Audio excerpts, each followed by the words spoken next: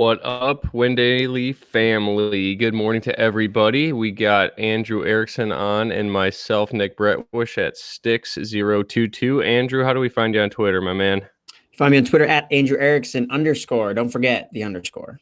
Yeah, it's like I always, when I try to find you on there, it's like, oh, it's the underscore. So hopefully everybody's having a good morning today. We got the boys in Puerto Rico for the FanDuel Live final today. I think they have 6 out of the 80 tickets, so good luck to all of them, and we're going to get you guys going with the DFS breakdown today. Andrew, any initial thoughts, or you just want to get going? We got a 13-game slate, so a lot to talk about. Yeah, let's go. We got a lot of games, so I think there are a couple games here that we can kind of avoid and really focus in on some of these bigger matchups.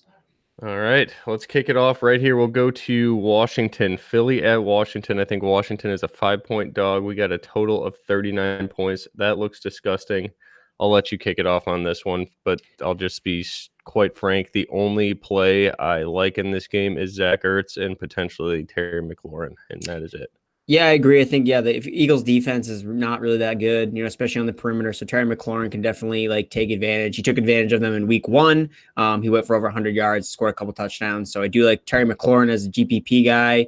He's only 5,300 on DraftKings, so he's pretty cheap relative to a wide receiver 1. Obviously, a lot of injuries on the Eagles offense. No Alshon, no Aguilar. So I think that if you want to, looking for a minimum wide receiver on DraftKings, look at Greg Ward. The guy, if you include penalties last week, he actually had almost 12 targets at the wide receiver position. He's $3,000. He returns kicks. So if you're looking for a little double dipping, you can stack Greg Ward at 3,000 with the Eagles defense and special teams, who I think is also a good play against Dwayne Haskins. That is not a bad way to break it down at all. I did not really think about Greg Ward. I do have him in my MME player pool, but I don't think I'm going to get to him in any single entry stuff I do. But other than that, I mean, it's Zach Ertz day, right? Anytime they need to move the ball, it seems like they're going to him. He's only $6K on DraftKings, and I think he's pretty cheap on FanDuel as well. He's probably my top tight end on the board in a cash environment and probably in tournaments as well for me. Yeah, no, I think Ertz is probably the best pay up tight end. I mean, you can Kittle and Kelce are both more than him, and I just think from a target standpoint, Ertz is going to get peppered with targets. Yeah, so he's their number 1, their number 2 wide receiver. He's everything for him. All right, that's pretty much it for me. I have no interest in Adrian Peterson. I got a couple questions over the last few days about Chris Thompson with Darius Geis out, but this total is just way too low. If it was like 45, 46, I may like Chris Thompson, but at 39, I just don't want really anything to do with this game besides potentially McLaurin due to his price, and then Zach Ertz due to the just guaranteed value we always see. Yeah, the only way I could see going Chris Thompson is if you're looking to I know that Patrick Laird is going to be probably a pretty popular play at running back paying down. So if you want to get off of, his type of chalk, you can play Thompson in a game script that predicts probably the Redskins are going to be throwing a lot. And actually, that's something to keep in mind is from a beat reporter that I was reading about, the Redskins are actually looking to feature the passing game a little bit more in this game. They kind of want to see what they got with Haskins and the passing game. So it's less likely to see, that run approach, especially against an Eagles defense that's really great against the run. So again, that kind of highlights I think Terry McLaurin is definitely someone you want to have some exposure to. He's obviously boom or bust, but he has boomed in a lot of games. And this is a matchup that suggests that could happen. Yeah, I think he's going to be lined up with Ronald Darby all day long. And he may be one of the worst corners in the NFL. So, and we know how good McLaurin can be. Haskins kind of killed his value during the middle of the season there.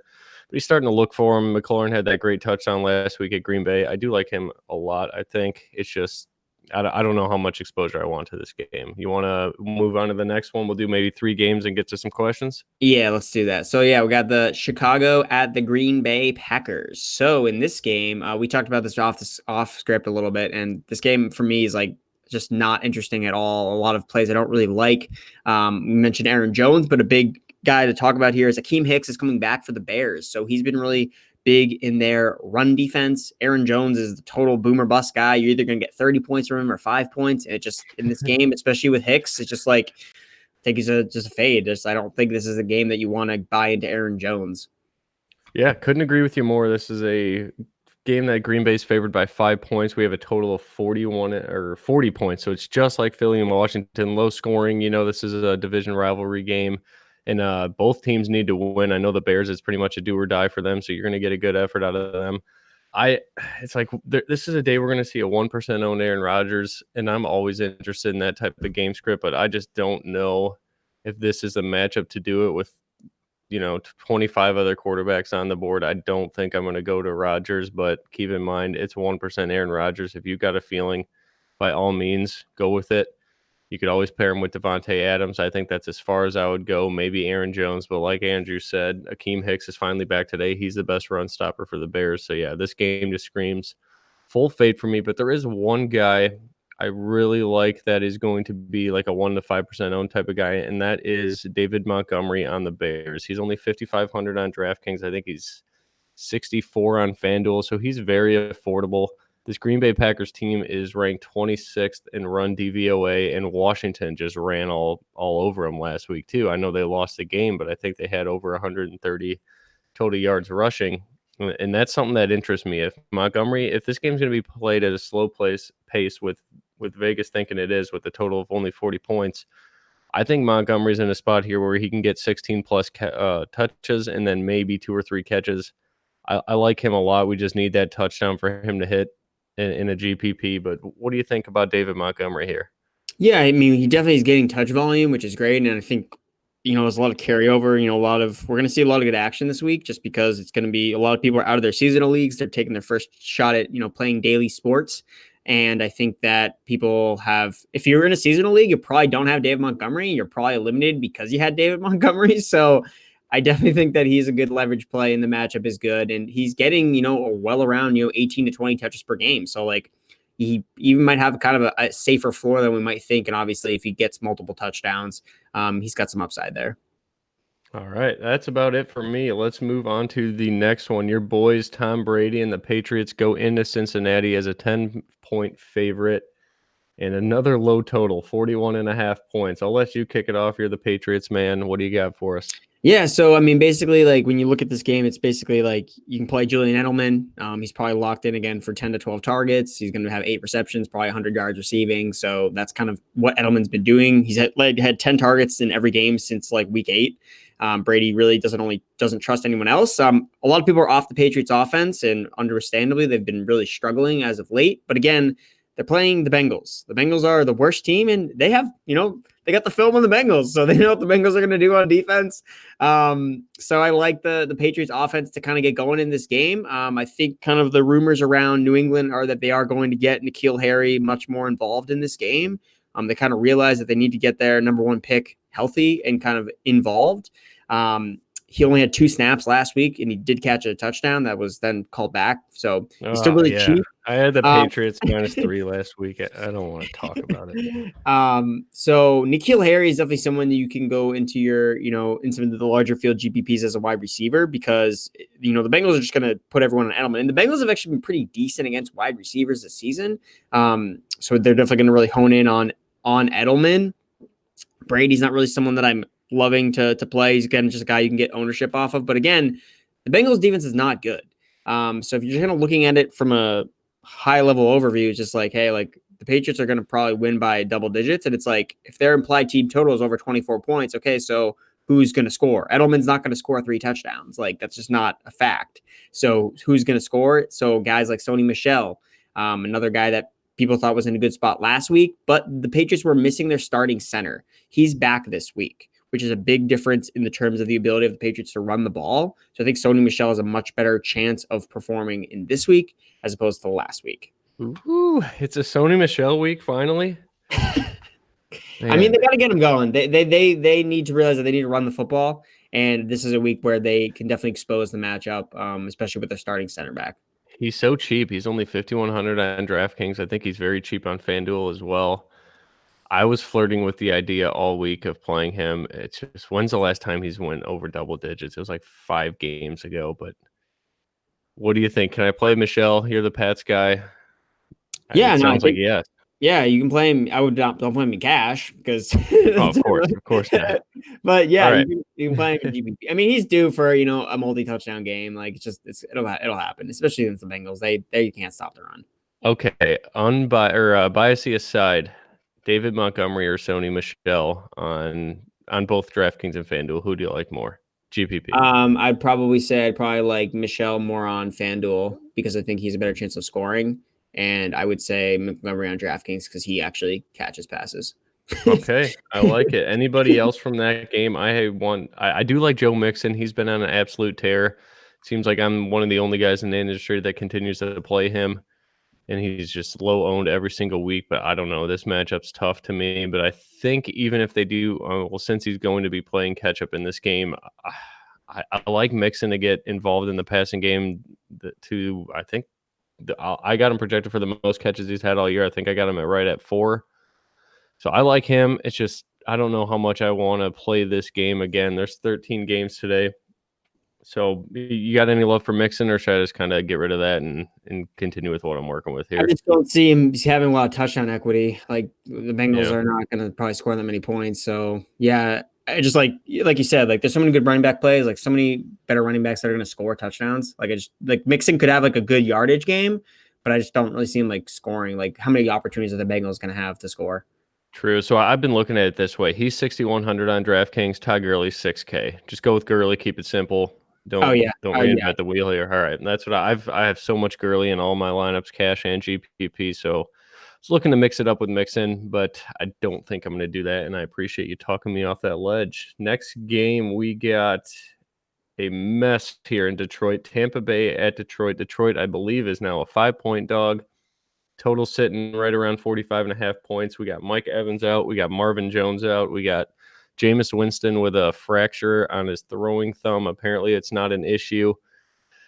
And then is Bo Scarborough playing? I think he's highly questionable. This game appeared to be a shootout on paper on Monday when I looked at it, and now I'm just starting to really get off of it. What are your thoughts here? Yeah, I mean, I don't know if you want to start any running back on the lines anyway, because the Buccaneers just actually like try to stop the run. Like that's their thing. They have the number 1 run defense in the NFL. So whether it's Bo Scarborough, whether it's, whomever is running for the Lions, I don't really want a piece of, because they promoted Wes Hills from the practice squad to the active roster. So that probably is an indicator that Bo Scarborough is probably not going to play.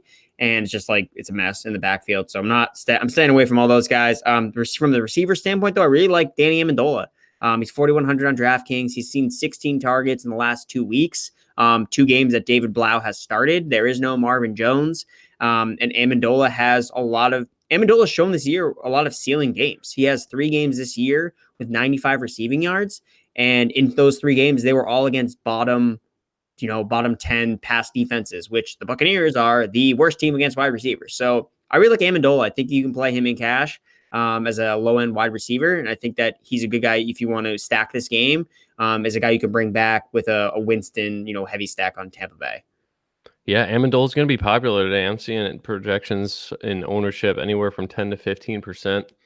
I like him more in the cash environment or a game stack, like you said. I don't think I'll put him in any of my single entry GPP main lineups just because it's Danny Amendola. And I'd play him if he was like 5% owned, but if Danny Amendola is going to be 15% owned, I think I'm going to be out there, but he makes for a great cash play. I think he's got a pretty solid player prop as well of 5 catches. We haven't seen that from any other receiver besides Kenny Galladay on the Detroit side in terms of the Vegas player props in a long time. So that is eye-opening. But to me, I'm debating on Galladay. How he's only going to be 10% owned today. How does he not blow up? Is Tampa Bay going to double him? I kind of looked into how Tampa Bay plays when there's really only one threat on the other side, and it's like that receiver still has a big game every time. It's just we need to rely on David Blau for Kenny Galladay to have a big day. What are your thoughts there? Yeah, I mean, I kind of look at it as like, would you rather play like, Tampa Bay or Kenny Galladay versus like a Chris Godwin? Who's going to get more targets? You look at Kenny Galladay, the matchup's probably better on paper for him against Tampa Bay, and there's really no one else behind him besides, like we mentioned, Amendola. But then you have Chris Godwin, who is primarily ran out of the slot. You could see some Darius Slayton. Winston, seems like he's fine, but there's also a chance, he gets re-injured. Then you have another quarterback that comes in, and what does that mean for Godwin? And then I would say from an ownership standpoint, Galladay is going to be much less owned than Godwin. So you can play both of them. I'm honestly more on the Galladay side than Godwin. I think that Godwin's ownership is going to be kind of insane at his price. And I think that ultimately, from my research and studies with with looking at projections and ownership that when there's a really high price wide receiver that's kind of chalky, which Godwin is kind of falling in that category, they usually don't necessarily put up that type of production. Like he's not going to just get all of Mike Evans' targets. Like that's not how it works. Right. If anything, like he's going to he could still have a solid game, but like is Chris Godwin going to be the number one receiver? I can't guarantee that. I feel like Galladay almost has a higher ceiling because there's no one else there, and David Blau might just like, hey, I'm just gonna chuck it up to Kenny Galladay and we'll see what happens. Whereas I Godwin, hope he does. Godwin sees more of those like short to intermediate targets. And a lot of people are going to be kind of fishing for those bottom, Tampa Bay wide receivers. So I actually prefer Galladay over Godwin. All right. I like that a lot. I like Godwin in cash just because if he is going to be 30% owned, I think you have to have him in cash. And it makes perfect sense. He's got a 6-catch player prop in Vegas and has the most total receiving yard prop in Vegas as well at 94 yards. So he looks good on paper, but I'm with Andrew here 100%. If I'm going to play anybody of these guys in a GPP and it's not a game stack, it's going to be Galladay. I like him a great deal today. I think this is a ceiling game for him. I just hope David Blau can chuck up the ball. I mean, if David Blau can take Jameis Winston's mindset of not caring about double coverage or triple coverage and just throw him jump balls all day, that would be perfectly fine with me. Cool. And also, too, this game is one of the few games that's in a dome this week. We got some weather kind of things here. This is a game you don't need to worry about weather because it is in a dome environment. Other things to mention as well, Detroit Lions defense. Honestly, if you've been streaming the defense against Tampa Bay every single week, you've been good shape. The Lions defense is 2,300 on DraftKings. They're my cash defense just because they're really cheap. Jameis throws picks, and there's a chance that we could see a backup quarterback come in for Tampa Bay. So I like the fact there. Also to GVP, Ronald Jones on the Buccaneers. The Lions are equally as bad against defenses, and the Buccaneers have basically trailed in every single game they've played this year. This is a game where they actually could have the lead. That's like pretty. I mean, they're favored, so like they should have a lead in this game, so they could actually run the ball a little bit more. And especially if Winston's dealing with an injury, maybe Bruce Arians like, hey, like let's try to run the ball a little bit more. There's no Mike Evans, so that's also a reason why I'm kind of off of Godwin because I think the game script could ultimately be like Winston isn't dropping back like 50 times because they're winning. So that's a couple of your notes. Oh, Ronald Jones. He broke my heart 2 weeks ago whenever it was Ronald Jones chalk week for some reason. He had like 4 carries and Peyton Barber had 2 touchdowns. Oh, man. I was looking at him today. I think David Jones likes him a lot as well in the GPP format. I don't know if I'm going to. Oh gosh, I don't think I will have any lineups that have a running back under 5K on DraftKings, but if I do, maybe I'll make a couple with Ronald Jones today. But let's get to some questions. Let's see here. We have Miles. He said, pick a tight end and a flex. Higbee, Ian Thomas at the tight end position, and then Metcalf, Pascal, and Amendola. I believe it's PPR. I like Ian Thomas more than Higbee. I know everybody's on Higbee this week. What are you on there? I think I like Higbee. I like Higbee is becoming like a core player on the Rams. Like he's like super involved. He's on the field all the time. And Ian Thomas, he had a career high basically in targets last week with 10 targets. And the thing with him was DJ Moore and Curtis Samuel combined for 10 targets last week. Like, are we going to see that again? DJ Moore has been a machine. I cannot imagine that Ian Thomas is going to out target DJ Moore 2 weeks in a row. So yeah. I'm gonna go with Higbee. All right, you know what? You talked me into it too, and I don't want to rely on Kyle Allen, and that's what you have to do with Ian Thomas. I'd rather go with Jared Goff in this Rams offense that has just been on fire lately. So yeah, I like Higbee there, and then for his flex, it's Metcalf, Pascal, Amendola. I'm gonna go Metcalf there. Yeah, Metcalf for me too. Cool. All right. And then Life with Chloe. If we like Galladay, do we like Blau in a FanDuel GPP single entry? I don't hate it. I just don't like Blau. I think you should just play Galladay as a one-off. How about you? I agree. There's just so many other quarterbacks that I think just can ultimately score more points than Blau. So I just think I would not be surprised that Blau threw like 3 picks, but Galladay still has a good day. So I don't think you need to go with Blau and hinder your lineup's upside there. I think you're fine with just Galladay by himself. Next game. This one should be fun on paper, but the weather is terrible in New York. It's apparently going to be like 30-mile-an-hour wind gusts. We have Miami coming into New York. The Giants are about a 3-point favorite. We got a total of 47 points. I think that's been bet down since I last updated my sheet here due to this weather. What do you like here? It's going to be Saquon Barkley chalk week. We'll just get that out of the way right now. What are your thoughts on him?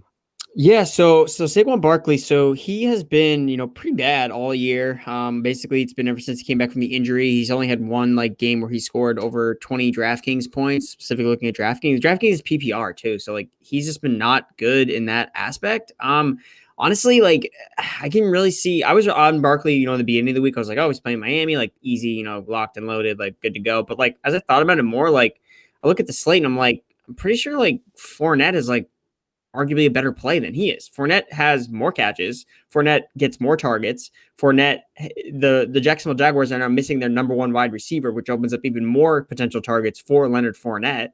And I just look at their prices in the matchups. I mean, the Raiders' defense has been just as bad against the run as Miami's has been. They're going to more likely be trailing in this game where he's going to get even more receptions, and receptions are just worth more than rushing yards. And Barkley has shown no upside in the run game all year.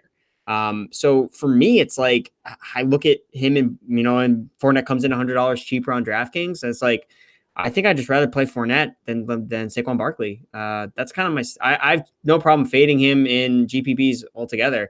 I don't think we're going to, people are kind of tied to the fact that he's Saquon Barkley, but it's like, he's not the same guy he was last year as of right now. Like, we have a 15 game or 14 game sample size of a lot of these guys. And I think if you're like, okay, this is going to be the week that this guy finally hits and smashes, it's like, I don't think that's going to happen this year. I think we know what these players are at this point, and I think that you're chasing Barkley's ceiling, which I don't know if it's really there anymore, at least for the rest of this year. Yeah, it's just that name brand everybody loves. I do like Saquon a ton in cash because I don't think like he can break the slate. I don't love him in GPPs at all. I like your pivot is perfect. Saquon's going to be like 30 to 40% owned. Leonard Fournette's going to be like 8 to 12. You're getting him at 2/3 less ownership and probably higher volume. But in cash, if everybody's going to play Saquon Barkley, I'm just going to ride that train too, because if he does score 2 times and has 5 catches and has a blow-up Saquon Barkley day, which we haven't seen since like week 1 or last year, I don't know if it's even happened this year, then I don't want to be the guy missing out on that in cash. But in a tournament, I will definitely get off of him for sure. But he's got a really nice player prop here. He's minus 200 to score. There's only 2 guys on the slate. I said it on the radio last night. 2 guys on the slate have 200 odds or better to score, minus 200 odds, sorry. That is CMC and Saquon. So Vegas likes Saquon a ton. He's projected for 115 all-purpose yards and 4 catches. So that is a really nasty prop for Saquon Barkley, but his props are always high. He just has that name brand value like you kind of described there. So I don't know. I think it's a perfect fade spot in a GPP, but I think in cash, if you just want to use them, feel free. Everybody's going to do it. So if he busts, it's not going to hurt you. But in a GPP, if he busts, it's going to hurt a lot of people, and you could really jump the field there if you go with a guy like Fournette.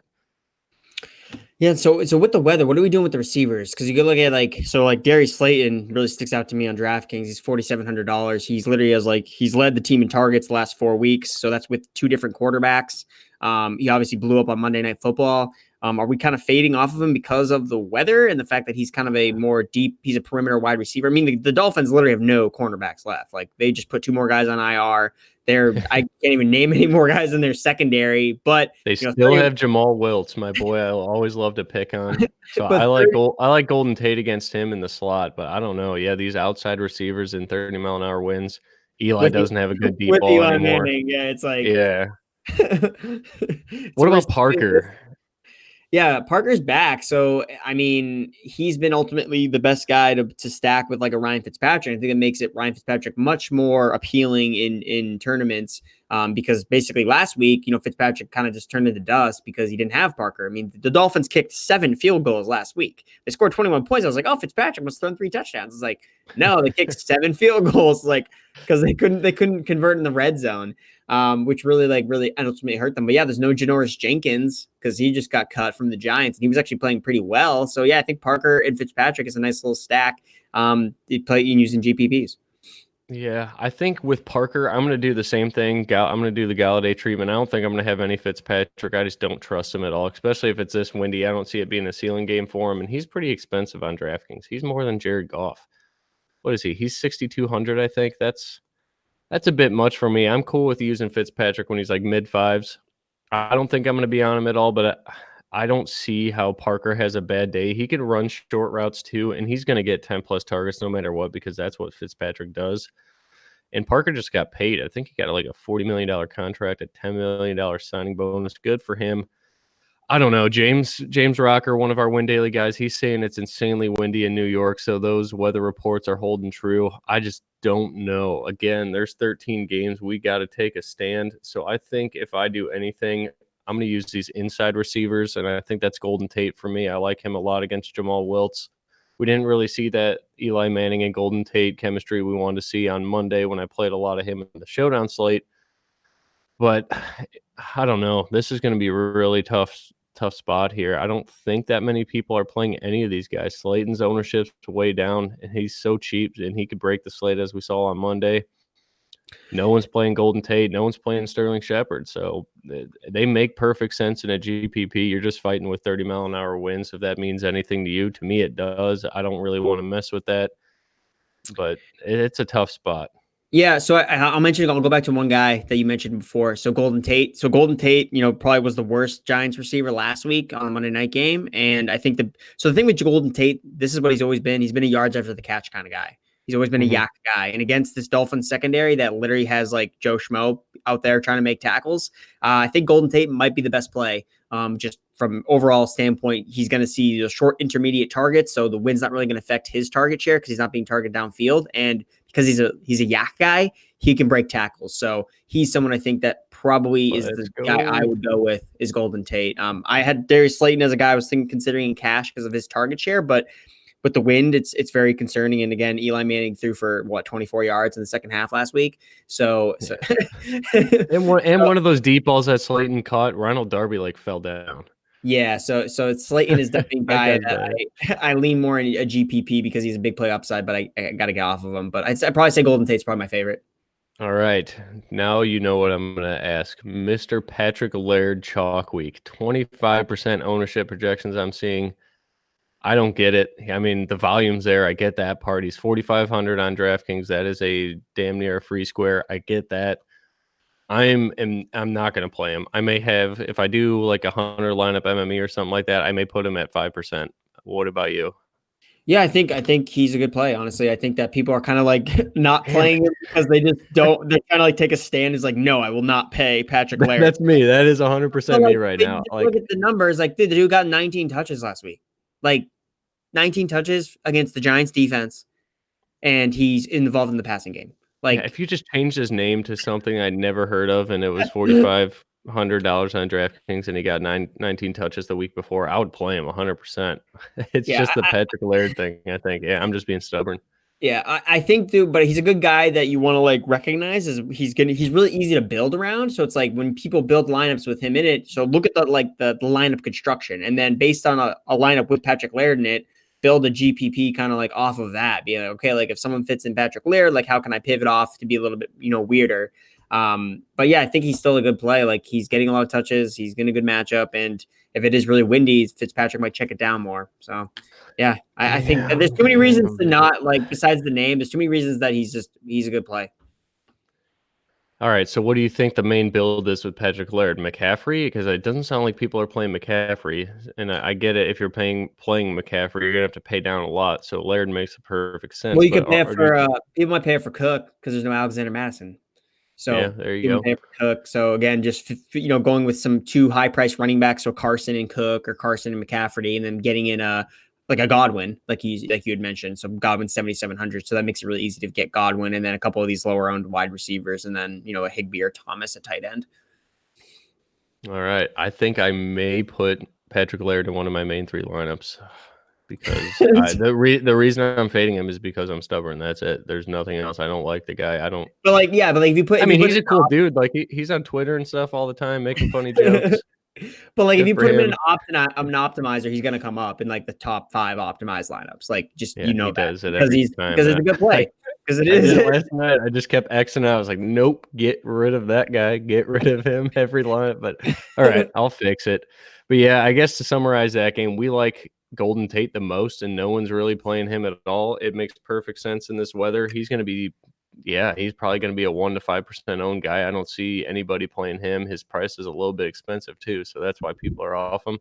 I think it's a home run day for him. I think we're both in agreement that Saquon is probably a great cash play, but there is plenty of other ways to go in a tournament. You don't need to eat Saquon Barkley chalk, who hasn't done anything all year in a tournament. And then Parker, I don't know. I don't really have a good read on him. I think he's a great play, but I prefer him if it wasn't windy. And then any love for any of the tight ends, I'm 100% off Caden Smith. And then I like Gesicki, but the weather, it's just I don't want to overexpose myself to this game. Yeah, no, I'm good off this game.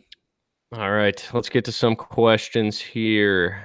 Justin Davis says Montgomery or Latavius Murray. I think we're both in agreement that it's Montgomery for sure. And then, so is Goff in play on FanDuel if playing one lineup from Cody? I think Goff is definitely in play. What about you? Yep. Yeah, no, I think that's a game that could really hit the over. Again, it's another one of these dome games. So again, like if you're contemplating between like a Rams Cowboys guy versus like a Giants, Miami guy, it's like, dude, like one of them's in a dome, one of them's in like 30-mile-per-hour winds. So it's like get off of Miami, New York, play Rams and Cowboys. I think nobody's playing Jared Goff. Yeah, and that game is a 49 over under. So that's probably, I think that's tied for the second highest on the main slate. So yeah, definitely Goff only sucks on the road when he has against good pass rush. And Dallas does not have a good pass rush. Or at least they're playing like they don't have a good pass rush. They have some good players, but again, Dallas coaching is just a kind of a mess. So and it seems like the Rams are kind of starting to figure out things. Like McVay's actually kind of like, hey, we're going to use Todd Gurley. Like, we're going to like do these certain things. We're going to like, really match up against our opponent. So I think Goff's a good play. McVay is finally starting to not outsmart himself. They're doing that two tight end sets, using a ton of Robert Woods and Todd Gurley. And Goff's been great in that format. So yeah, I think we both like Goff a lot. I think that's a low-key good GPP play. And then Derek is asking, fantasy flex, Slayton or Parker? To me, it's going to be Parker, right? Yeah, Parker. Yep, Parker. And then Phil, fading Laird is what I'm doing. Phil, I love you, buddy. We have no reason to fade him, but we're gonna. I think I'm gonna less fade him now after talking to Andrew.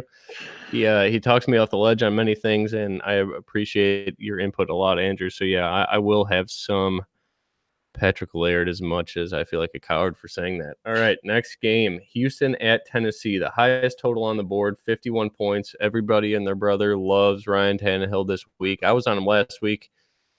I don't think I'm going to play him, but I'll let you kind of discuss this game before I get into my my stubborn takes on this one. Yeah, so I really like this game. I think that both quarterbacks are in playing cash. I know you talked about Kyler Murray in cash. I like to pay up a little bit more for my quarterback. So like Deshaun Watson, I think is just in a smash spot to be a cash for play. Sure. He's definitely my number one quarterback. Yeah. I think Watson's my bill didn't allow me to pay up for him. Yeah, so Deshaun Watson, if you're going to pay up a quarterback, I think that he's the perfect guy. And honestly, it looks pretty close between him and Tannehill, but I just feel comfortable paying a little bit more to play Deshaun Watson instead of Ryan Tannehill, just kind of the way I operate. And I had enough money to do it. So Deshaun Watson, I think, is a great cash play. Will Fuller's coming back, guys. Will Fuller, I love Will Fuller. I know Daniel Jones loves Will Fuller. So I'm going to be playing him GPPs because the guy smashes so often. It's yes, he does also bust, but again, the last time he came back from an injury, he had a great game in prime time. So I'm going to be playing Will Fuller and stacking him with Watson. I think that's a great way to kind of get different with Watson, because a lot of people will be on Watson, but a lot of people are probably going to be afraid to play Fuller. And you got to keep in mind that when Fuller comes back, DeAndre Hopkins gets a significant decrease in snaps or in targets. His targets go down from 12 targets a game to 9. Doesn't seem like a big difference, but Hopkins is the most expensive guy on the slate in DraftKings. And if you're saying, okay, well, if this guy comes back, he's going to see 3 less targets. That's a significant downgrade for me. So that makes it really more appealing for me to stack Watson with Fuller than doing Hopkins with Watson, especially with guys like Adoree Jackson, not playing, their fastest corner. So for me, I really like Fuller. I really like Deshaun Watson. And again, if we want to get weird, Duke Johnson is another guy, a low-end running back. If you want to try to get off of the Patrick Laird chalk, Duke Johnson, the Titans actually allow the most receptions and receiving yards to running backs. So that's where they can be exposed. Duke Johnson has a 4-catch prop. Haven't seen that in a long time. I do like Duke Johnson a little bit. But yeah, I am going to 100% echo what you said. If you're going to play Watson, Fuller offers a ton of salary relief too. And he's got slate breaking potential. We saw it earlier this year when he had like 3 touchdowns. And he's just such a great play this week at 5,600 on DraftKings. I love Will Fuller. He's one of my top 10 wide receivers. And I know David's going to be on him as well. That's his boy. I just think it's a perfect fit for Deshaun Watson there. I don't think I'm going to play much of DeAndre Hopkins at 8K. I'd rather just go to 5,600 for Will Fuller. I think he has a great day today. And like you said, Adoree Jackson is out. He's one of the few somewhat respectable cornerbacks on this Tennessee secondary, and he's insanely fast, so he could kind of keep up with the burner, but he is out. This should be all systems go for Will Fuller. We just need him to stay healthy for 4 quarters. Yeah, and then one thing to mention as well. So from the Tennessee side, AJ Brown is going to be pretty chalky at his price on DraftKings, coming around 6K. So he's going to be really popular because he blew up last week. I was on him, AJ Brown, last week. I really liked him going in with the matchup. Again, he's in another good spot, but you got to keep in mind AJ Brown's been pretty volatile like throughout this season. Like he's had a lot of big games and then followed up with a lot of low games. He's not getting a lot of targets because the Titans have not been throwing the ball that much. Ryan Tannehill's been like uberly efficient. That's kind of why his numbers have been so good. So if you really want to get, I would probably say the weirdest piece in this game to get a good share of in a GPP is actually Corey Davis. Corey Davis is 3,800 on DraftKings. He runs the same amount of routes as AJ Brown, still plays on every single play, essentially with snaps as AJ Brown. And last week, I mean, he was getting open. But it was just targets were going to AJ Brown. And I think that the Titans are going to the Texans are going to definitely put hey, we just saw this guy blow up. We got to make sure we like focus in on AJ Brown, which is why, you see these receivers have boom games and then bust games because the other team watches the game. They're like, hey, we got to stop this guy. Whereas like, they're like, hey, Corey Davis, like he didn't do anything. So we're not going to really focus our attention on him. And Corey Davis has actually had a really good history against, the Texans in the past in his last couple games against them. So he's gone over 100 yards in his last game against them, caught a touchdown. So I think Corey Davis is a really, really easy way to get cheap exposure to a game with a 51.5 over under. I mean, he's the number 2 receiver when a team in a 51.5 under over. So Corey Davis, 3,800, keep him in mind. Dude, couldn't agree with you more. That was literally everything that's in my mind right now. Touche. That was awesome. I will not play AJ Brown in any GPP. He's going to be 20% owned, probably the second most popular wide receiver on the board. Everybody's chasing those points. I was on him last week with you. Good call there. I don't know. I wasn't on Corey Davis, but if I am gonna, it makes perfect sense. Like this is the highest total game on the board. I always like to get as much exposure to that as possible. And Corey Davis is so cheap. He's half the price of AJ Brown, damn near. So I think that makes perfect sense. I think one of my favorite stacks now is going to be Watson Fuller with Corey Davis on the other side, and you could load up with stud running backs with that type of build. So I like that a lot. What about Derrick Henry? What are we doing with him? I mean, it's the same thing. Like, he just continues to smash, and I just don't play Derrick Henry because he just doesn't catch passes. Like, that's the thing with me. Like, he just has to score multiple touchdowns, and he just continues to do it. But like for a guy that's over 8K that doesn't catch passes, like I'd rather pay up more for Dalvin Cook. He's more of a FanDuel play for sure. Yeah. But like if you are looking for a path for Derrick Henry to fail, it's literally that. If he doesn't score 2 touchdowns, he is not gonna hit insane, 3 or 4x value like he's been doing every single week. He doesn't catch passes, so the DraftKings appeal is very low for me.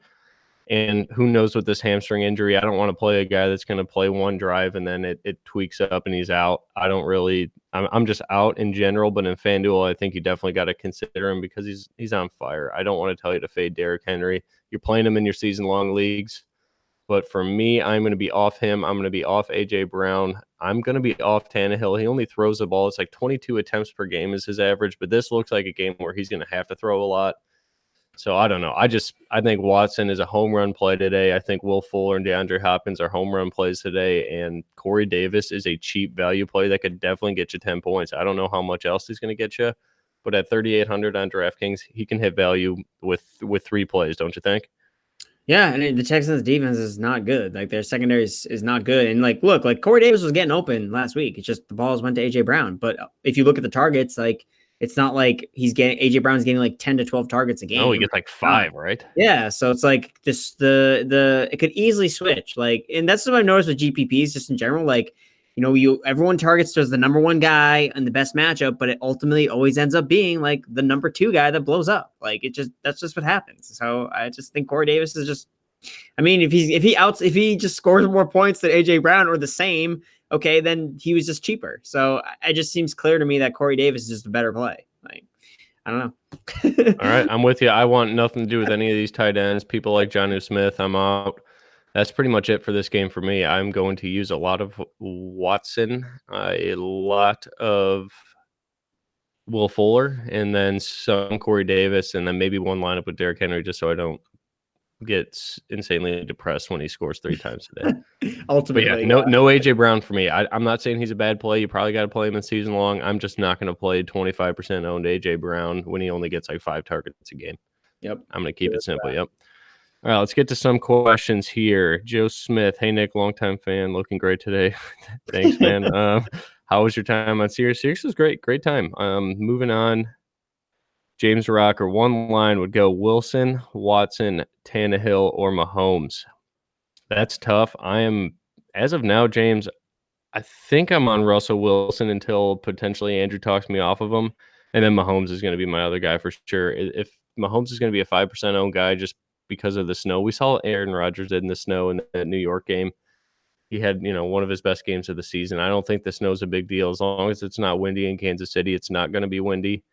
I believe I was reading from Kevin Roth this morning that the Chiefs have a heated field too, so maybe the snow doesn't stick. I don't know. I'm not really a weather guy, but I think I'm going to play Mahomes and Wilson. I do not want Jameis Winston. I will not play Tannehill at Tannehill chalk. Moving on, unless you got some thoughts on that one. No, let's move on. All right, Phil, Hopkins, Fuller, Watson. I think that's a hell of a stack. You could definitely ride with that. You're probably going to have to pay down at running back, but it makes perfect sense if you think Watson's going to break the slate, which a lot of us do. If we go Fuller, can we bring it back with AJ Brown on a stack from Chloe? Yeah, I definitely think you can.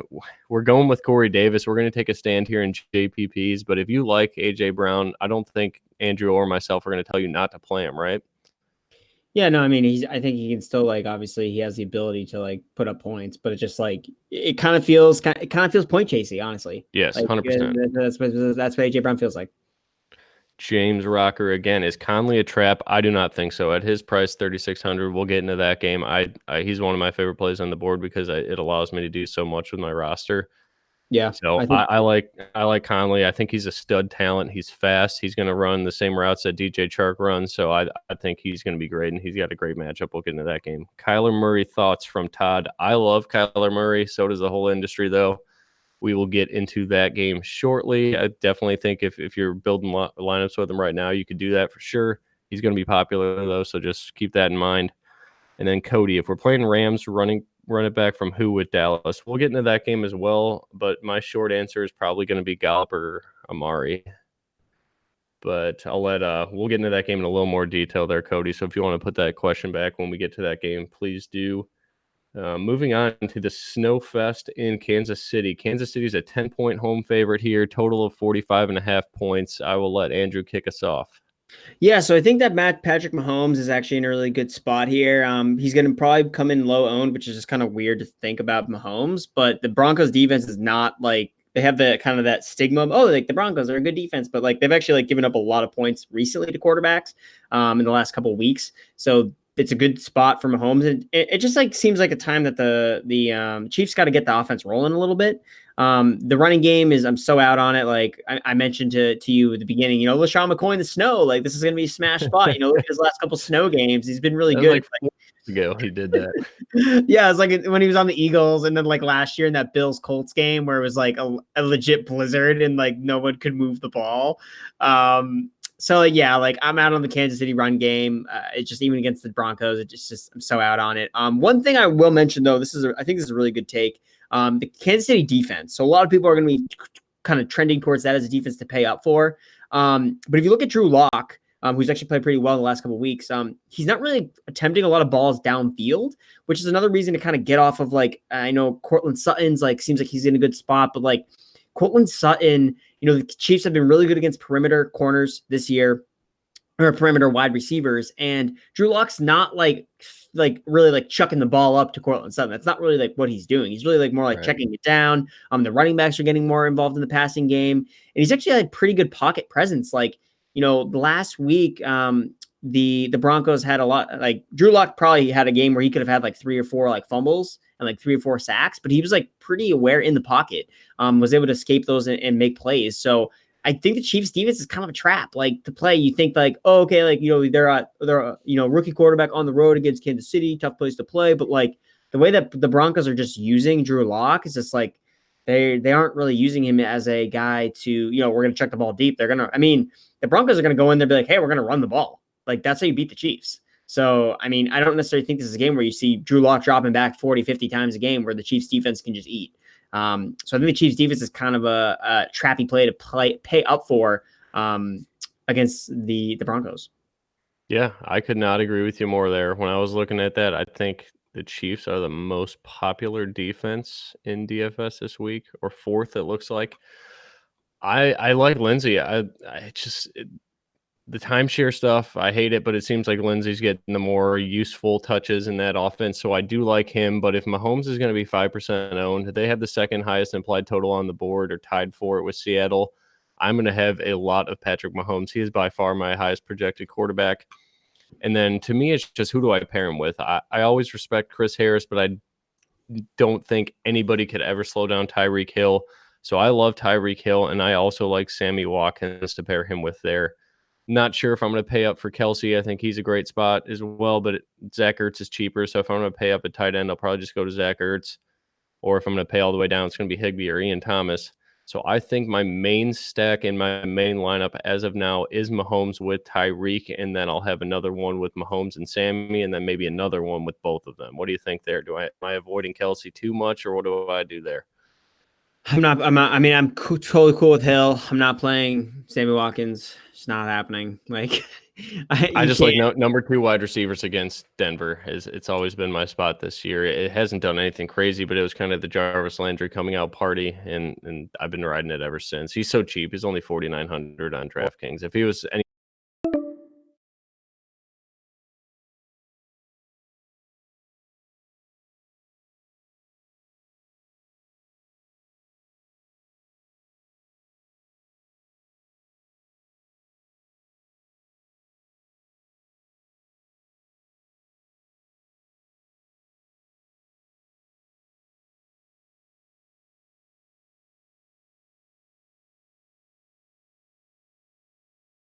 to cornerback receiver matchups are like super overrated too. Like, there are big times where Chris Harris isn't even on Tyreek Hill. Like, that's gonna happen. Like, he'll be they move Tyreek all over the place. Yeah, like, he'll probably see Chris Harris like 50% of the time. That's nothing. Yeah, and you mentioned it too. Like, I didn't even think about it, but like, because he comes in right below Godwin and Hopkins, who seem like they're in much better spots.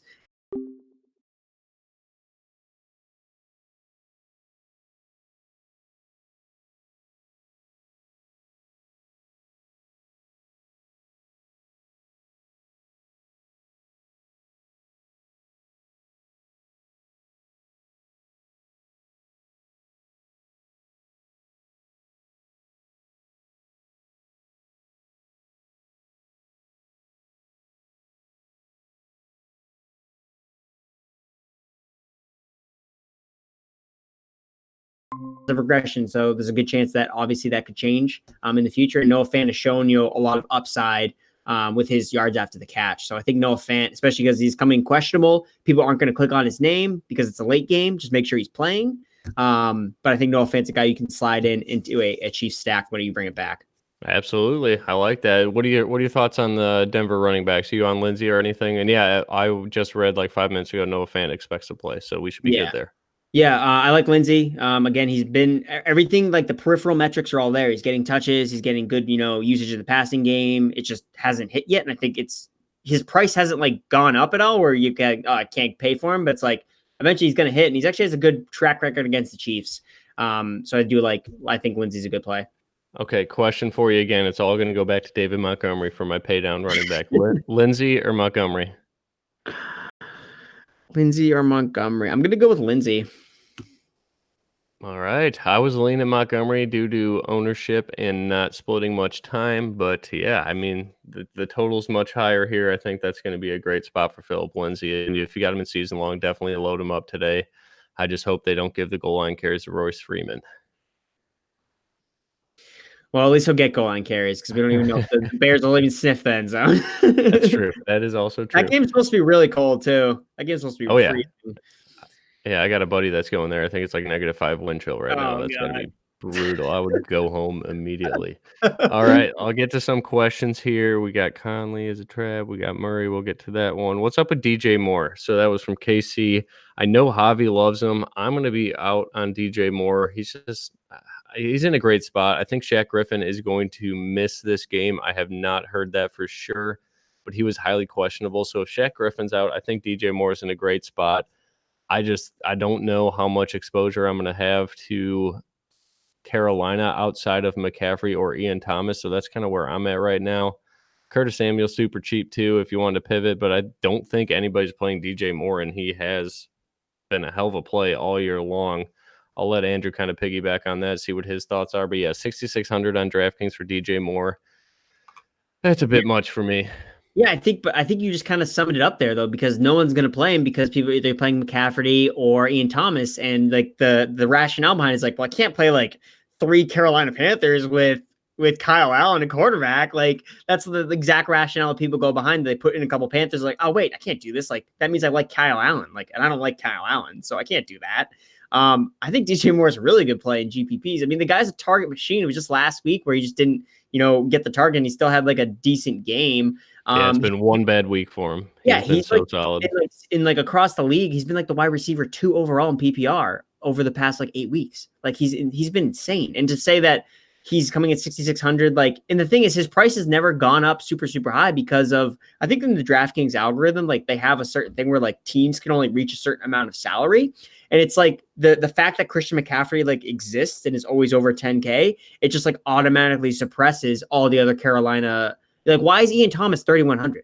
Like with no Greg Olsen? That makes literally no sense. Like They knew Greg Olsen missed last week, and then Thomas had a great game and he went up $600. Like that doesn't make any sense. And it's because I think of McCaffrey just suppresses all the other Carolina Panthers. So like every single week, DJ Moore is like underpriced. I think he's still underpriced at 6,600 as like essentially a wide receiver 1 against Seattle. Like you said, that, they don't have a great secondary. If they're going to be missing Shaq Griffin, and I mean, this is where you can get low ownership guys that are still like good players. And I think like playing DJ Moore in a GPP, I think that's he's a good player. He gets tons of targets. It's a good matchup. Like I don't have any reason why I would fade him. And it's like, just put him in. I think he's a great play. Yeah, if Shaq Griffin's out, I will have a decent amount of DJ Moore. I was just under the impression all week that Shaq was in, and then last night I saw he was highly questionable. So that is going to be an interesting spot. I think it's a perfect GPP play. Andrew nailed it on the head. Andrew, season-long question for you. Allen Robinson or DJ Moore? I will go with DJ Moore. I can't, Mitchell Trubisky, and then again, like the cold weather. It's just that game doesn't seem like there's any chance of it being like a really high-scoring game. Like it just seems like two teams are going to run the ball, and it's like Seattle, Carolina, I think has much more chance of. I mean, and just look at the over/under. You got Seattle, Carolina 49, and you got Bears in the Green Bay at 39, or at 40. So, I mean, yeah, I'm going to go with DJ Moore. They both are target monsters, but I just think that the game environment's more suitable for the Seattle, Carolina game. So DJ Moore. Yeah, I think that's a perfect answer, Casey. If you were on DJ Moore, I think Andrew just probably made you feel very good about that pick. So hopefully that helps. I think DJ Moore's in a great spot. Just look out for Shaq Griffin. If he's out, he'll probably move up to one of my top plays on the board now. Glad I talked to you, Andrew, because I was just not looking at that at all, and I completely forgot that Shaq Griffin may be out. But yeah, I love it. Let's move on to the next game. It is that game. What a perfect segue here. Seattle at Carolina.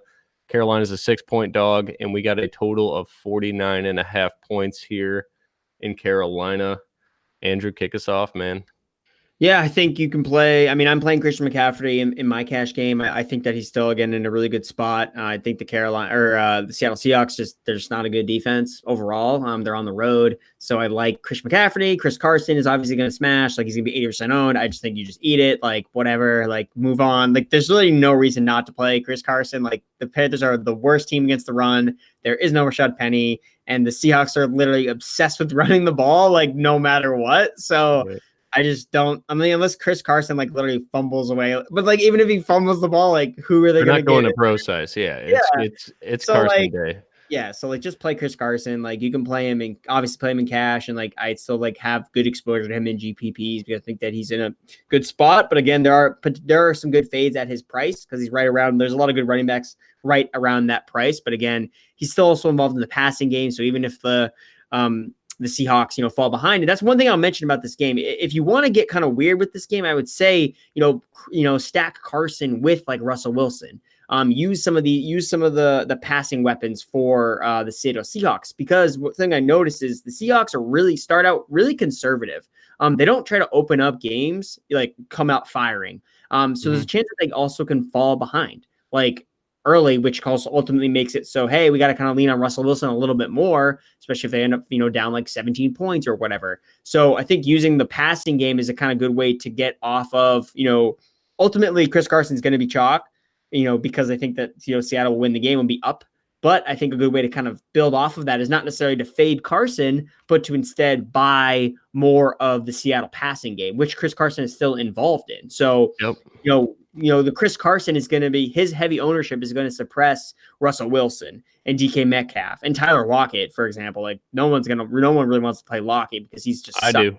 But that's what I mean. Like, I think that to get off of the Chris Carson chalk is not necessarily not to play Chris Carson, but to buy more pieces of the Seattle passing game, starting with Russell Wilson. 100%. I've been talking to David about this all week. I think my favorite stack is Russell Wilson with Chris Carson and Tyler Lockett. I think that Lockett is in a hell of a spot. Playing in the inside is how you beat these Carolina corners. Bradbury's whatever. He's solid, but he's going to be on the outside. He'll probably have Metcalf duty for most of the day. And I think that puts Tyler Lockett against Ross Cockrell, who is terrible. I think this is a Lockett smash week, and no one's been playing him. I mean, it's coach speak, but Carroll said that Lockett looks like he is Tyler Lockett again. I think this is a great spot for him, and exactly like you said, you could stack Carson with Russell Wilson because they do pass to the running back so much, and I think he'll get 5 or 6 targets today, maybe more if this game could find a way to shoot out. And Vegas likes that odds of that happening. 45.5 point total, second on the board, or tied for second on the board. So it's a game I have a ton of interest in. Christian McCaffrey is going for 1,000 receiving yards. I think he'd be the only player in the 1,000 club, correct? Right? I think Marshall Falk did it, so he'd be the second. Greatest show on turf, though. What can you do with that? But yeah, so if you want to game stack this one, I think you're gonna have to get cheap elsewhere if you're using McCaffrey. But I definitely think you could use Russell, you could use McCaffrey, you could use Carson, you could use Lockett, you could potentially use DJ Moore or Ian Thomas there if you want some salary relief. Use 2 of those Carolina guys and 3 of these Seattle guys. I think that's the way I'm going to go in some of my main GPPs. I've been on Russ all week. If no one's gonna play him, I like it a lot. I think it's Russ or Mahomes are my top, and that's kind of what James was asking too. I have not settled on which guy is my top, but as of now, I think I'm leaning Russell because I like Lockett so much. Yeah. So another thing I mentioned about, the team. So Seattle, 7.7 points per game in the first half over their past 3 weeks. Carolina has scored 13 points per game in the first half over the last 3 weeks. So it's like there's a game script that's that's literally realistic where, Seattle falls behind. Early on, they're on the road. Carolina wants to come out, with Christian McCaffrey. It's not like it's going to be surprised if Carolina gets the ball first and they score and McCaffrey scores a touchdown. Like that's not like, oh my God, that's impossible to happen. So again, I think that Carson is going to hit this week, but I think he might hit in a way that we didn't necessarily think. Maybe it's a little bit more through the passing game. And one more guy I'll mention as well, Jacob Hollister, 3,800 at the tight end position. He's a really good pivot off of Tyler Higbee, who's 3,900 on DraftKings. Over the last 4 weeks, he's had 7 red zone targets, but 1 touchdown. I mean, Wilson's only thrown 4 touchdowns in the last 4 weeks. Like Wilson could throw 5 touchdowns this week, or today. And one of them is going to go to Hollister because of his red zone usage. So I do like Jacob Hollister as a guy to also kind of feature in potential game stacks paired with Russell Wilson. Let's do it. Anybody else on the Carolina side or Seattle side you like, or we pretty much nail it? I'm kind of down on Metcalf, but I'll definitely play him in a couple stacks. Josh Gordon is super cheap, but we just really haven't seen the usage that we want to see out of him. But I think if you're doing like a MME or millionaire maker type of thing, you could potentially use him. He's under 4K. I think he's 3,700. But yeah, I mean, this is the week to play Christian McCaffrey, I think. His ownership is the lowest I've seen in weeks.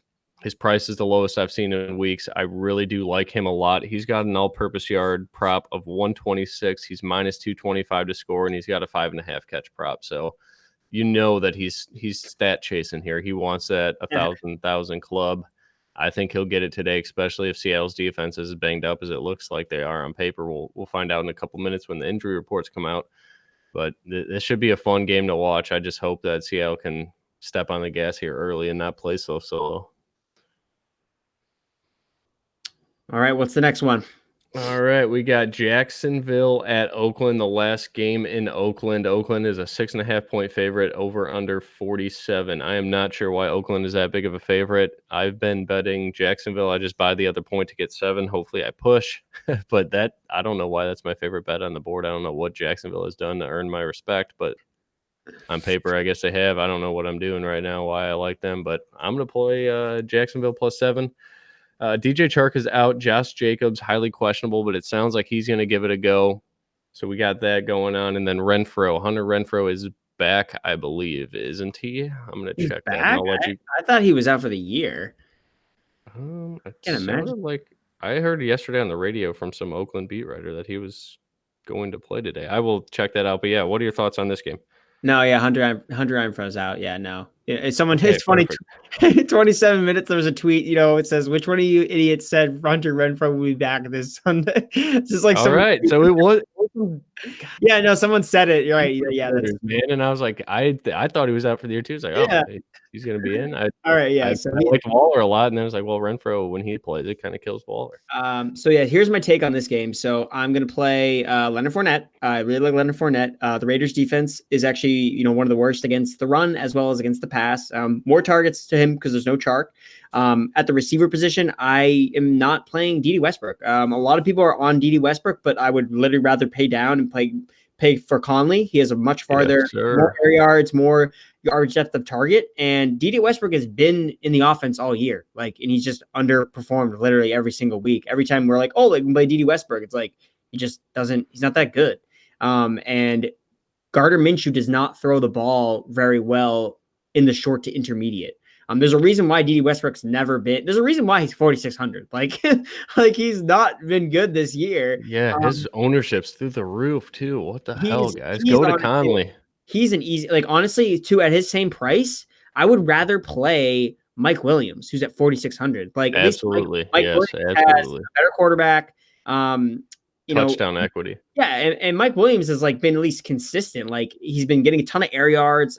He just finally found the end zone last week. So Dede Westbrook, I'm so off of. I would not play him. I'd play down and play for Conley, or even in a large field GPP. Look at a guy like Keelan Cole. He's $3,000, and he is going to be the one that really gets the more snaps. Conley could see more looks, but Conley's snaps and routes run aren't going to necessarily change without Chark, because he was already a starter. He was already running all the routes as the wide receiver 2. Yes, he could be elevated to wide receiver 1 now. He could see some more targets, but it's really Keelan Cole that's going to really see the increased role. And it's just the Jacksonville Jaguars don't utilize the middle of the field. If you look at a bunch of next gen stats in NFL, you look at the routes. All the routes the Jaguars run are to the outside. They don't use the middle of the field. They don't have a tight end. And that's what Dede Westbrook, that's where he is well. He does good in the middle of the field, but the Jacksonville offense is really more about throwing the ball downfield, and they just don't utilize Dede Westbrook in that, atmosphere, in that aspect. So I'm off of Westbrook altogether. I'd definitely rather buy Conley, and then even in bigger GPPs, I would go with, I consider Conley in cash, honestly. And then he's a cash game lock for me. Yeah, and then Keelan Cole, I think, is actually the best GPP play from a Jacksonville standpoint. He's flashed in the past. The end of 2017, he was a guy that really blew up in really good matchups. And I think that this is a game where I think the Jaguars can kind of get up for it. You know, you look at last week, and everyone's kind of like, "Oh, the Jaguars are going to quit. Like they're giving up on the season." But like players don't really think that way. I think that's kind of like a poor analysis, honestly. And last week they were playing at home, and obviously the fans don't care. Like they know their team sucks, but like this atmosphere in this game is going to be electric because it's the last game of Oakland. Like, and like you think that, oh, well, you know, the Oakland's going to be up for this game, but like that means like Jacksonville's going to feel the atmosphere of the crowd. Like they're going to be like, this is going to be a fun game. Like this is going to be a playoff atmosphere game for two teams that like both suck. But like, I think they're going to get up for this game. So I do think this game actually hits the over. I think this game is exciting. And I really like some of these Jacksonville receivers. And I really like Leinster from Seattle. But yeah, I think Waller's in a great spot if Renfro is out. So things beat reported that told me that or whatever the hell was going on there. Though is Foster Moreau, the other. Yes, he is.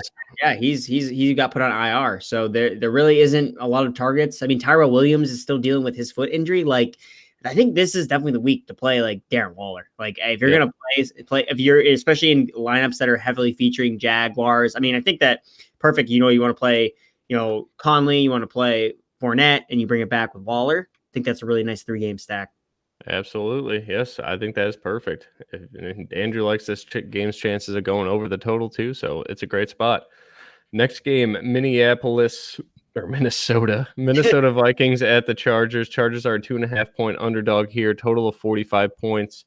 I'm going to keep it simple. I really only like one guy in this game, and I like him a great deal, and that's Keenan Allen. Yeah, this game is one of those games that kind of, in my opinion, it isn't really great. It seems kind of like a trap game for the Vikings. They've got a big, you know, a couple divisional matchups coming up next week with I believe the Packers that got to play.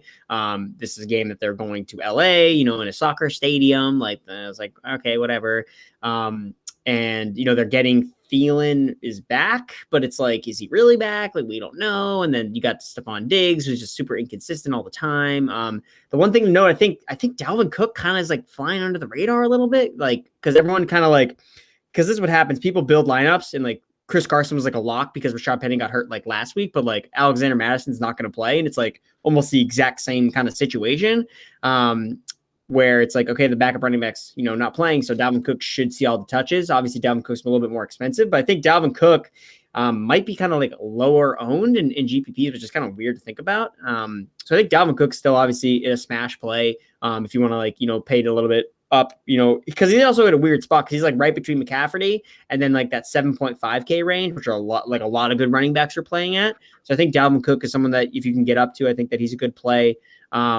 But yeah, and then I mentioned Mike Williams, 4,600. I think that's just really, really cheap for a receiver at his price. And I think that, again, you know, if you had DDD in your Westbrook, I would literally click out DDD and I would put in Mike Williams. Like that's literally what I would do.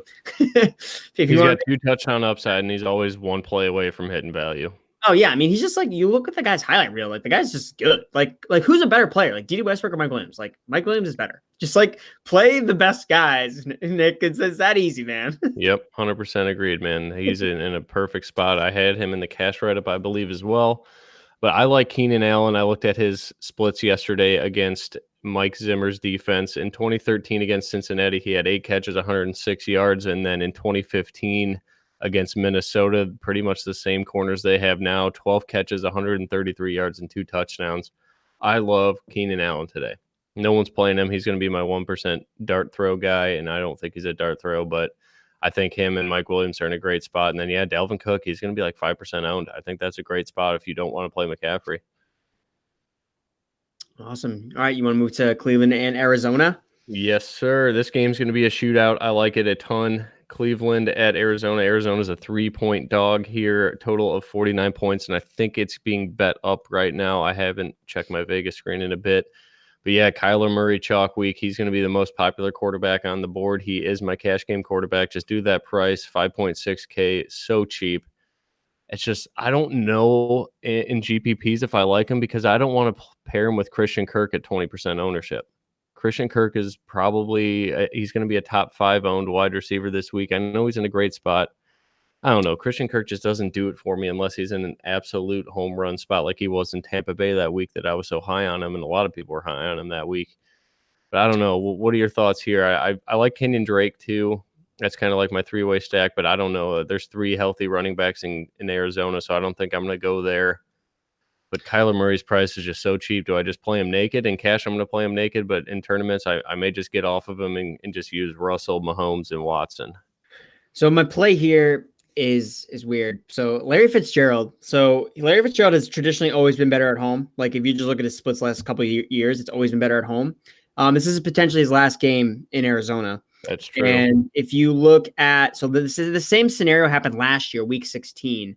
It was potentially his last game, and it was a trick play where they had Larry Fitzgerald. Yeah, he threw the ball, right? Yeah, he threw a touchdown to David Johnson, who also is potentially in his last game in Arizona as well. So Cliff Kingsbury is obviously a creative play designer, and it would not shock me at all if they go back to, hey, remember when ran this play last year when Larry Fitzgerald threw a touchdown because it was the last home game? Like, hey, like let's bring this out again, coach. And I think Cliff Kingsbury like, oh yeah, we can do this with Kyler Murray, and we can make it a double reverse to Fitzgerald to throw a touchdown to Kyler Murray or something double like points, that. Baby. Something like that's gonna happen in this game with Fitzgerald. Like I really strongly think that Fitzgerald does find the end zone this week because it is potentially his last home game, and they love him so much in Arizona. Their team is obviously like they're out of it. Like they just want to please the fans. This is their last home game. Like this could be a Fitzgerald send off. So honestly, like if you're going GPPs, like no one's gonna be on Fitzgerald because he's just not a sexy name. Just play Fitzgerald. Yeah. Like stack him with Murray. And honestly, watch the fireworks, man. Like watch the fireworks. And the same thing with David Johnson, who's also been he has been basically kind of forgotten about, but he's been efficiently playing much better than Kenyon Drake over the last couple of weeks. And they like David Johnson there. I think they realize that they kind of have to part ways, but I think that, hey, I mean, Kenyon Drake really hasn't done much over the last couple of weeks ever since he blew up against the 49ers. He hasn't really done much. Edmonds hasn't really been involved, so it's really been a 2-man backfield. And I think that, maybe David Johnson, in the last game, they don't need to win. And I think that this game, I like the over in this game as well. I think Baker Mayfield's going to look across the field and be like, hey, Cliff Kingsbury, remember when you benched me at Texas Tech for Davis Webb? Yeah, I think Baker Mayfield's a guy that holds grudges. Just correct me if I'm wrong, but I think Mayfield's in a good spot. One thing I'll mention, though, with Arizona, so I know you like Kyler Murray. So does his rushing totals the last 2 weeks worry you at all? He only has 30 rushing yards over the last 2 weeks. I know he was dealing with a hamstring injury. So do you think that doesn't get you off of, because I love him for his rushing upside, but is he fully good to go? The last 2 weeks with 30 rushing yards, it just doesn't really scream to me oh yeah, he's totally healthy. No, I like his rushing a lot this week. Okay. When looking at blitz percentages and everything, Cleveland is one of the most blitz heavy teams in the NFL. So I think Kyler's going to have plenty of opportunities to run today. Okay. That's why I like him a lot. I think this is one of his best games. And one of the chalk players I will be eating on the other side is Jarvis Landry. I just love slot receivers against Arizona. I always try to find a way to fade chalk, but this week, if you're talking about the top 10 owned guys, DeAndre Hopkins, great spot. A.J. Brown, both of us are off of him. Godwin, I don't like him in tournaments, love him in cash. Christian Kirk, I just talked about. I really don't want to play him. I don't want to eat Christian Kirk chalk. So I love Larry Fitzgerald, man. That was a great take. I did have him written down. The whole thing, like you said, he's not a sexy play, but this week it may be, and he's so cheap, I don't think it matters that much. Robert Woods going to be popular. Love him. Amendola, I'm not eating Amendola chalk. Dede Westbrook, definitely not doing that. And then there's Jarvis Landry. I love Landry today. I am cool with eating that chalk for sure. And I think that's going to be my third game stack there. If I'm doing Seattle and I'm doing Kansas City, I think this is going to be my third one with Kyler, Larry Fitzgerald, and Jarvis. I'm off David Johnson. Something just doesn't seem right there. I get the narrative and everything. But yeah, I just think this is going to be a day that Kyler Murray goes for 25 plus, and I think he runs for over 45 yards a day, maybe a rushing touchdown too. Let's do it. Yeah, and you always got that Andy Isabella dart throw. We know the guy can run. That's right. He's in my MME pool. Hey man, he's a big play waiting to happen, and they have all of the right to see what they have in him. They're obviously not in playoffs, so they got to see what they have with these young receivers. So it makes sense that in a shootout again, another dome game in Arizona. Just if you don't want to play these guys outside, I don't blame you. Just play guys in domes. It's just more points. Yep. No weather, no concerns. Lock these guys up. What about the Cleveland running backs? You can run all over Arizona. I want to play Chubb at 5% ownership. Yeah, you got to. But there's Kareem Hunt, like Kareem Hunt's in a great spot too. He's such a hell of a player. I think it makes perfect sense to roster one of these guys if you're stacking this game. And I just don't know which one to do it. I want to play Chubb because the ownership, but I think Hunt's just a much better value. What are your thoughts on those two guys? Yeah, so the thing is with so I know and it's the exact reason, people are afraid of Hunt, taking away snaps, and he scored a touchdown last week. But they get involved so much at the same time. They're on the field at the same time. And a lot of times it's Chubb in the backfield and Hunt's outlined in the slot. And then if he catches a touch or if he catches a pass from the slot, are you pissed at Hunt because he took away a potential catch for Chubb? It's if a slot receiver catches a pass. You know what I mean? So no, it makes perfect sense. I like Chubb, man. Yeah, I think that Hunt, the hype on Hunt is too much. Yeah, maybe it does limit his ceiling a little bit, but if the Browns ultimately showed last week they want to run the ball, so it's they're going to have a lot of opportunities to score. They are a favored team in a point total of 49.5 against Arizona, whose defense is trash. Let's not overthink it, man. Nick Chubb leads the NFL in rushing. Yes, sir. Thank you. I needed to hear that because that is my. I know you were talking about Fournette as your pivot off of Barkley and GPPs. Nick Chubb has been mine all week. He's minus 185 to score, all-purpose yard prop of 98 yards. I don't see how he doesn't go over 100 and get that 3-point bonus on DraftKings. I think Chubb is a hell of a play on FanDuel. He's pretty cheap there. He will be all in my FanDuel and all my FanDuel GPPs because I love this game so much. If you're getting the NFL's leading rusher at a lower ownership, that just to me is okay, well, I should probably just play him then. Yep. No one's playing him, man. If you guys want to get off of Saquon Barkley in tournaments, Nick Chubb or Leonard Fournette sounds like they're our guys, right?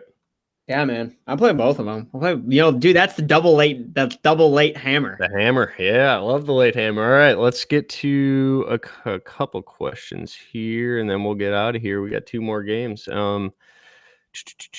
Gurley Mostert. Yeah, we're in on Gurley for sure. We'll get to that game. I don't think there's many questions.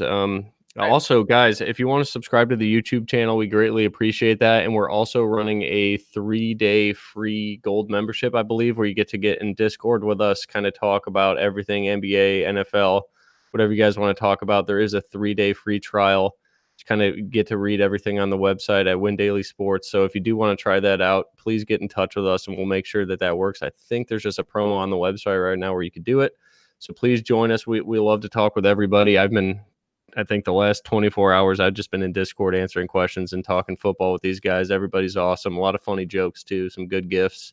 It's a good place to escape life and kind of just talk football with everybody that has a really good opinion. All the subscribers and members have great lineups. They're sharing that, and it's fun to kind of work together with everybody. And it's kind of that family atmosphere we're trying to be in the industry that not a lot of other companies are. All right, so there's the marketing plug, and then. Let's see. Before we this last go game, ahead. Laird is trending on Twitter. God damn it. That guy. Yeah, whatever. So if you guys like Laird, play Laird. I'm awesome. Aaron Lopez, Will Fuller, or Devin Singletary at flex, full PPR. Man, I don't see the love with Singletary. It depends if this is it sounds like a season log question, obviously. If it's full PPR and you're saying flex, I guess that could happen on DraftKings too. But it would depend on your matchup. I would go with Will Fuller. But if I don't know. I think I'm just going to go Will Fuller no matter what. So for me, I always tend to just whenever I'm stuck between start sit decisions in a seasonal league, I always look at who can I guarantee is going to touch the ball more? And in this case, I know it's going to be Devin Singletary. I guarantee he'll get more touches. And yeah, you get burned if Fuller, ends up blowing up. But ultimately, Devin Singletary could easily have, 15 carries, 5 catches, 50 receiving yards, 50 rushing yards, and a touchdown. And that's still a solid game. Whereas Will Fuller, we know is could be 0 or it could be 30. And ultimately, I don't think playing Singletary is going to ultimately kill you. So I would still prefer Singletary. I was debating between something similar to this last week, where I was debating between Diggs and Eckler. And ultimately, I was I'm going to play Eckler because I think he's going to get more touches overall, and ultimately it worked out. So I'm going to go with the guy who I think will get more touches overall, and I think that's Singletary. So that's Singletary for me. Okay. Yeah, I'd say if you're a big underdog in your matchup and you need a 20-point game, then go to Will Fuller. But yeah, Andrews had a much safer answer. All right, what is the next game? We got Atlanta at San Francisco. San Francisco is an 11-point home favorite. We got a pretty low total here, 43.5 points. Everything on paper says Jimmy Garoppolo smashes, but that 11-point total just to me, I like Mostert here, but I don't know if I really trust the timeshare with everything. But he's been getting a lot of work right now, and it's hard to bench that guy. I do like Mostert. He's super cheap on DraftKings. I'll let Andrew get into it a little bit and kind of just go from there. The only thing with Mostert again, so he's, everyone, it seems like we're finally confident that like we know the 49ers running backs, and like, again, we've been down this before where it's like when we finally are like, okay, like this is what they're going to do. Like we're totally convinced, we're totally buying in. And then it's like, oh, 360. It's like, oh, okay, no, just kidding. We're going to do Tevin Coleman revenge game. Like, here we go. So again, like Mostert I think is a good play. Like I think he's better in cash than GPPs. I think that he's actually going to be pretty owned like in GPPs because he's like the confirmed like number one running back. But again, like the number one running back on the 49ers has still only been getting like 11 to 12 carries a game. So it's not like last week, remember, he caught like a weird touchdown pass from Emmanuel Sanders, like which really like heightened his like production. So again, he's still like in a timeshare. Like, yes, they're saying he's clearly going to be the number one back, but he's still the number one back that's going to split carries with Matt Breida and Tevin. I mean, he's going to give the ball to Tevin Coleman. Like he's going like Tevin Coleman's going to still play. I mean, they're playing the Falcons. Like he knows that Kyle Shanahan wants to definitely like, put a stomping on the Falcons, and especially if you can do it with another guy that got let go by the Falcons, I think he's going to want to do that. So again, I don't know if I'm in love with Mostert this week. I still think he's a good cash play because I think he's pretty safe. I think he will get the majority of touches, but I don't know if he blows up. I mean, he's had 30 points last 2 weeks. Like, is he going to score 30 points 3 weeks in a row? Like, I especially when everyone's on him now, I don't know if I can buy that. I do think that the Falcons offense, though, is a more of a better buy. The 49ers are super banged up on defense. They're missing Richard Sherman. Akilla Witherspoon is out for their cornerback. So he's out of this game as well. There's no Calvin Ridley. So again, Julio Jones, maybe this is finally the week that we see it. I mean, Julio Jones is like super cheap. What is he, like $7K on DraftKings? So he's like the cheapest he's been in a very, very long time. And it always seems like he kind of blows up in these spots when we kind of least expect it. He's $7K. So I think that Julio Jones could be in a potential like pay up spot here. I'm not touching Devontae Freeman. He only did really well last week because of the matchup with the Panthers. So I'm kind of staying away from him. And another tight end. I mean, Austin Hooper is like, he's 5,000 and he was like the number one tight end before he got hurt. So, I mean, if you're saying I get the number one tight end at $5,000, that's not a bad look for me. Yeah, I don't mind it. I think I'm just going to be Julio on the Atlanta side. I'm going to keep it pretty simple. And then I don't know. I really don't know what to do with this San Francisco offense on paper. It seems like they should absolutely smash. They have the highest implied team total, 29.5 points. Worst pass defense in the NFL right now without true front. Does Garoppolo smash or no? Like, he's the one quarterback that I really want to play. I really want to play Emmanuel Sanders. Deebo Samuel is way too cheap, too. I love them both. Kittle obviously can destroy anybody. It's just they have so many weapons on this offense. It seems like a great place to go. It's just I don't really know what guys to use. Yeah, I think for me, I do like Garoppolo. I think that it's, he's finally, the stigma around him was he, couldn't get it done in the passing game, but like that's because he didn't have any of these weapons. And now all these guys are like back. Like he has Sanders, he has Samuel. So, but I do from a receiver standpoint, I prefer Samuel over Sanders. If you look at the Atlanta Falcons defense, what they're really weak against is yards after the catch. That's what they really struggle against. And Deebo Samuel, a guy was really hyping up in the offseason, kind of coming into him. Like that's what he's known for is literally all yak. Like Shanahan like gets these bubble screens up for Deebo so that he can just like take it to the house. I mean, the dude like bullies guys. In the Falcons defense, like after the first time they try to tackle him, I can see the defense be like, oh my God, dude, I do not want to tackle this guy at all today. Deebo, I can just see Deebo just like eating off of like 3 screens in this game. So I prefer him over Emmanuel Sanders. And again, like you said, he's cheaper. So yeah, I think keeping it simple, I think a Garoppolo, Samuel stack, I think is fine.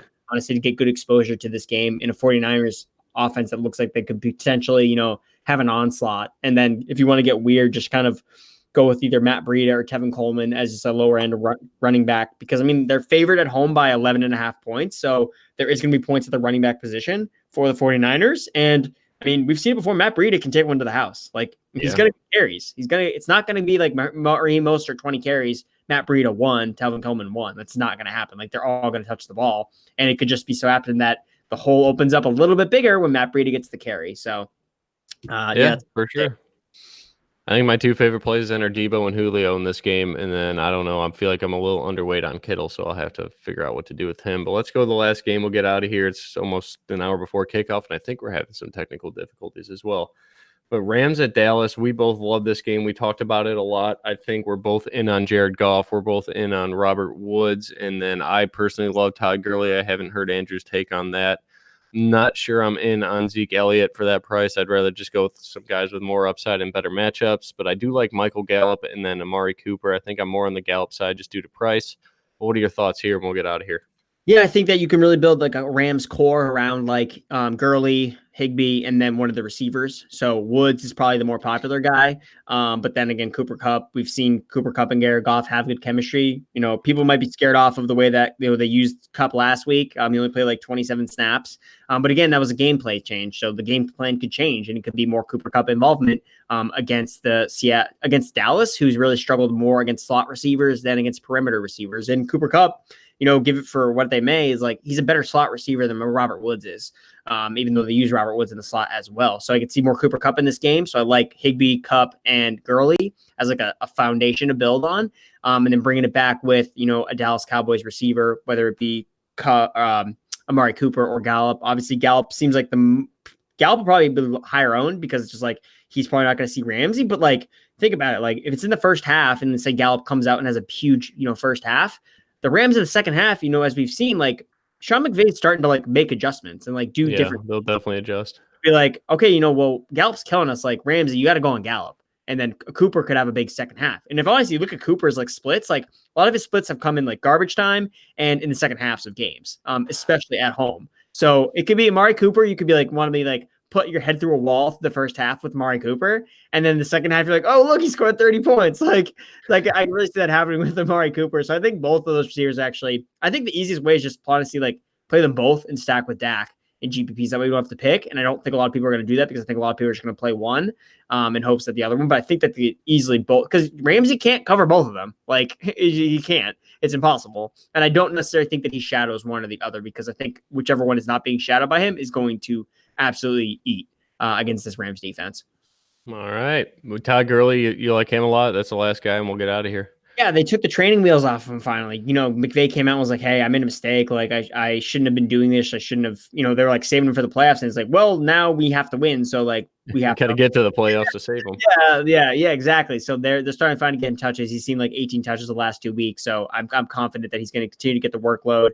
And at 6K, like, it's so weird. But it's like people just are still like, oh, no, he's like had an injured knee. It's like, he's literally been fine all year. Like it literally was the coaching that was like holding him back, but now that's like not a thing, and it has not influenced his price whatsoever. So like, I mean, at 6K, like he's so easy to fit into almost any type of build. Like he could be a GPP lock, honestly, like because he's really easy to fit in and he has a really good projection. He's gonna get a lot of touches, and he's not with all the other running back plays. Like I can't see him being like he's not chalk.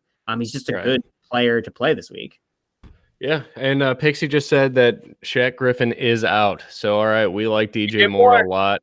Let's go. All right, guys, good luck. We're going to hop off here. Make sure you do that 3-day free trial if you haven't tried already.